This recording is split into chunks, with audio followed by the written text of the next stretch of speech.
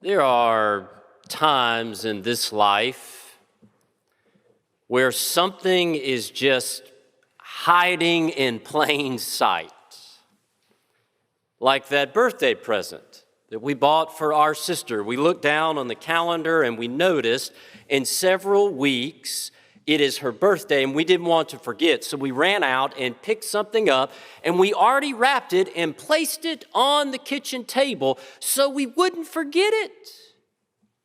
But then, on the day of the party, we left the present behind because it had been sitting on that table for so long, we stopped noticing it.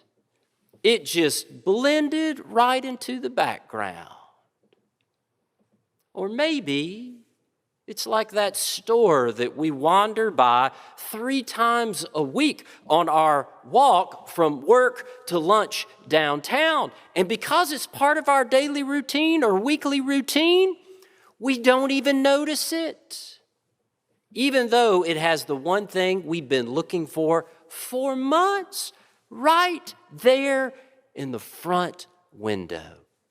It's hiding in plain sight. And even though the presence of God and the evidence of the holy is found everywhere, it can feel as if it is hiding from us, which is why Scripture tries to magnify it. That Scripture's like our reading glasses, making everything easier to see. But in order to have the correct strength in those glasses, we have to read all of Scripture. That I did not realize growing up that Proverbs magnifies the needs of the poor and the vulnerable. That as a child, if you had it read to me, Proverbs chapter 22 out loud, I could have easily raised my hand in the middle of class and identified with laser focus verse 6. Train your children in the right way, and when they grow old, they will not stray. It's one of those verses that has found its way onto popular lists for memory verses and for good reason. But I could not have identified other verses in that same chapter, where in verse 2 it says, the rich and the poor have this in common: the Lord is the maker of them all. Or verse 8, whoever sows injustice will reap calamity. Or verse 9, those who are generous are blessed, for they share their bread with the poor. Or verse 23, the Lord pleads the cause of the poor. And this, as it turns out, is not an isolated incident contained to just chapter 22. We find it all throughout the book of Proverbs, where in 14:21 it says, happy are those who are kind to the poor. Or 16:19, it is better to be of a lowly spirit among the poor than to divide the spoil with the proud. Or in 19:17, whoever is kind to the poor lends to the Lord. Or in 21:3, to do righteousness and justice is more acceptable to the Lord than sacrifice. Or 28:3, a ruler who oppresses the poor is a beating rain that leaves no food. Or 29:7, the righteous know the rights of the poor, the wicked have no such understanding. Or in 31:8, speak out for those who cannot speak, for the rights of all the destitute. That this book of wisdom thinks it is wise to care for the poor and the vulnerable. And of course, it's not just the book of Proverbs. We find this same thread throughout all of Scripture, particularly in the life of Jesus. This summer, I took some time to do something I have done in the past, a practice recommended by that Baptist historian, Buddy Sheridan, where he says, take a pad and a pen and sit down and read the Gospels and make a list. Things Jesus thinks are important. It's one way to magnify the things that Scripture magnifies. And with each chapter and each page of the Gospels, I kept writing down, Jesus cares for the poor, the sick, the vulnerable, the outcast. That Jesus was always moving towards those who have less cushion around their lives, and for good reason. The rich and the poor have this in common. The Lord is the maker of them all. Now, Scripture certainly values each person's differences, but it also recognizes what we hold in common. In fact, science confirms what Proverbs proclaims. All of humanity shares about 99.5% of identical DNA. And it's amazing the trouble we get into and the divisions that we create because of our differences over about 0.5%. That what we hold in common invites us to the practice of neighborhood.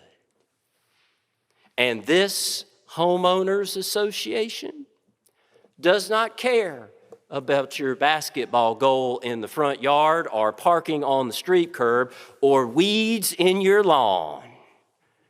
It is an HOA focused on love, grace, and mercy.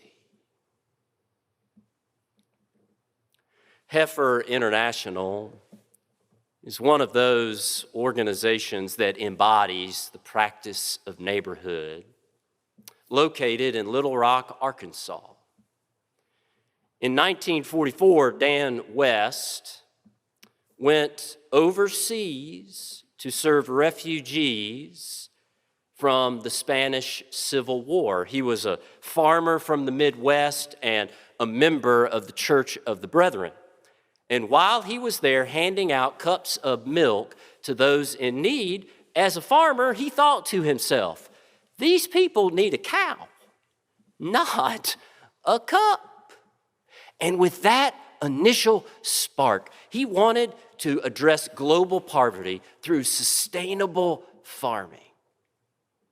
And at first, Heifer International would ship livestock overseas, sending farmers to places around the world, giving the livestock to those and training them in sustainable farming. And now they do the same, except they purchase the livestock from the countries where the people live. And one of their taglines is what Heifer International calls passing on the gift. That when a family receives a cow or chickens, and then time unfolds and a new calf is born or chickens are hatched, they will then pass on the gift to another family. giving them the calf or the chickens and teaching that family everything that they have been taught about sustainable farming. And it not only provides a livelihood, but also creates an expanding community. It is the practice of neighborhood. That grace remains grace, and love remains love as it is given away. And one hurdle to seeing the presence of God in our neighborhood is what the book of James calls favoritism. That apparently James did things differently.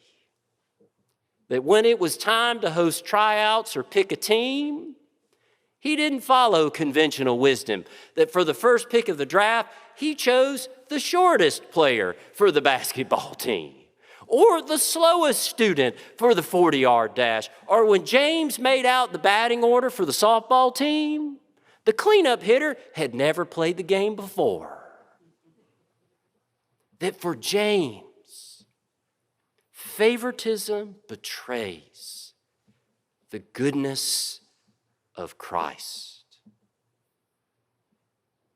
That we should never dishonor the poor because the Lord is the maker of us all.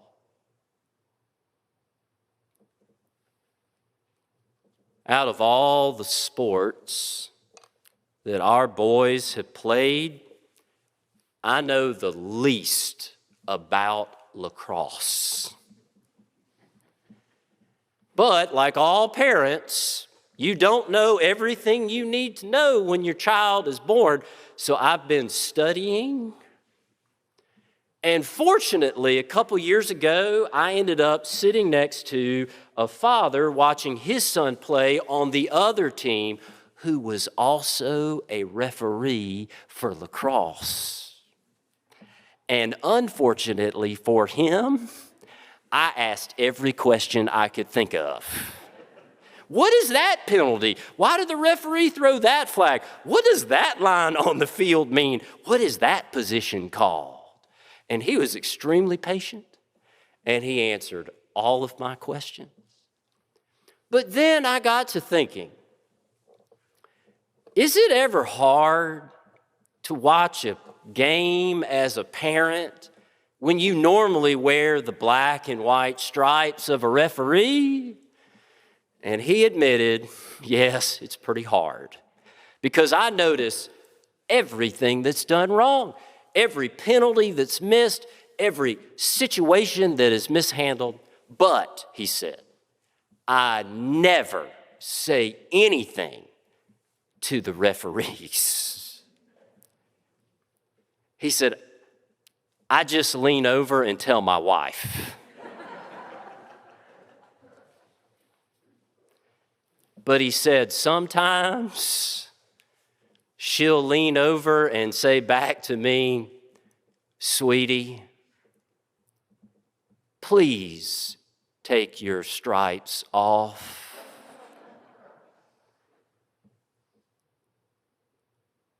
That there are times in this life where we need to take our stripes off. Avoiding that knee-jerk reaction of judgment. That we need to be on the lookout for where Scripture magnifies the grace of God. To see each person as a child of God, especially those who have less cushion around their lives. When Scott Hosey thinks about the saints of his life, he oftentimes thinks of his Aunt Millie. She was like many people you and I have known in our lives. When she walked into a room, she had this uncanny ability to find the person who is lonely or marginalized. That it just took her a few minutes. She could scan the room and in a few seconds find the person who felt out of place. And she would move towards that person with the embrace of a conversation, the welcome of a smile, the dignity of acknowledgement, the assistance of a helping hand. Might be a child who feels embarrassed about where he lives or the clothes he has to wear. Could be a person who feels ashamed because she is between jobs. It might be someone who just feels as if they don't measure up to everyone else there. And she would embrace them with dignity and respect because she wanted to pass on the gift of grace. For what we hold in common is just that. The Lord is the maker of us all. Amen.